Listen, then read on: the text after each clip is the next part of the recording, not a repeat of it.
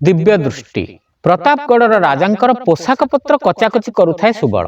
थरे थरे रातिरे से सफा करने आनिथिबा राजकीय पोशाक पिंधि राजपथरे एकाकी बुलाबुली करी आनंद पाए। हठात केबे केही ताकू देखि पकाइले ता पोशाक जोगु ताकू नमस्कार करी पकांती। से बड़ गर्वबोध करे। दिने रातिरे से सेमती राजकीय पोशाक पिंधि टहल मारुछि। हठात जने बाबाजी ऊपर तार आखि पड़ीगला। बाबाजी ता आड़कू कटमट करी अनाई चलीगले। नमस्कार न पाइबारु सुबल चिडी जाई कहला, हरे तू किए कि एमती? बाबाजी बेसरे खंट होइथु परा। तमे किए? बाबाजी पचारले। मु राजा देखि पारु ना हूं। सुबल कड्डा भाबरे उत्तर देला। बाबाजी ताको आउथरे चाहि देई बुली पड़ी चलीगले। हठात सुबल बुझी पारला से बाबाजी आउ केही नुहे, छद्मवेशी राजा। भयर से थरहर होला। हठात जाई बाबाजी को गोड़तले पड़ जाई कहला, बाबा आपण सिद्ध पुरुष किपरि जानिल?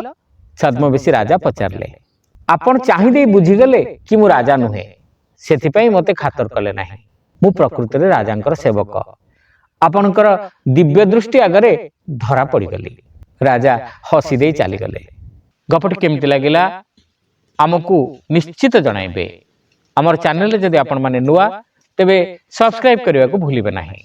सब्सक्राइब कले ही आपण मानक पाखरे आमर अधिक रु अधिक गप पहुंची पारिबो। रहिलु नमस्कार।